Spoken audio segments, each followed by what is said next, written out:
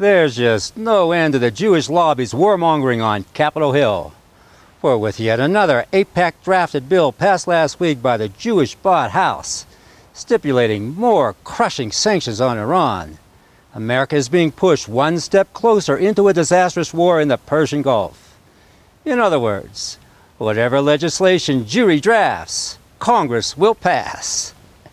I'm AIPAC lobbyist Brad Gordon.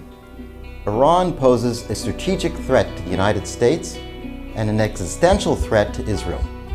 The chairman and ranking member of the House Foreign Affairs Committee, Congressman Ed Royce and Congressman Eliot Engel, have authored the Nuclear Iran Prevention Act of 2013.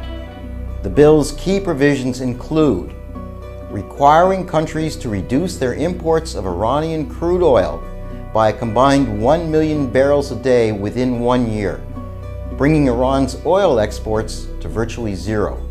The Nuclear Iran Prevention Act sends a strong message to Iran that it can expect unremitting and escalating economic pressure. Urge your member of Congress to co-sponsor and vote for this important legislation and help ensure that America will do everything in its power to prevent Iran from acquiring a nuclear weapons capability. Bull. This repulsive piece of propaganda was posted only a few days before the House vote, with 400 congressional shills already in the pocket of Jewish campaign money. AIPAC's boy on the floor and the bill's co-sponsor, Jewish Congressman Eliot Engel, brought the fear-mongering into a whole new level, the theater of the absurd, saying that Iran will soon have the ability to bomb the U.S. You were one of the key sponsors of the bill. That's a pretty strong message you seem to be sending. Well, it's more than sending a message. First of all, your description is very right on the money. That's exactly what the bill does. I mean, we can't wait anymore. Iran must not be allowed to have a nuclear weapon for so many reasons. They would have the ability to hit the United States. And what's particularly galling about the bill is that it was passed on the threshold of Iran's new president, Hassan Rouhani, taking office, whose pledge of diplomacy has been sabotaged by the Jewish-owned Congress. Iran has a no first strike policy. It has never aggressed on another country. Can Jumerica say the same?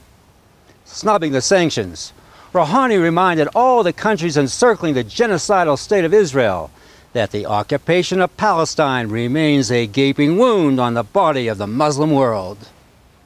بر بدن دنیای اسلام نشسته در سایه اشغال سرزمین مقدس فلسطین و قدس عزیز. Indeed, Jewry has become a menace both to the region and to the entire world by stealing a piece of land right smack in the middle of its own intractable enemies.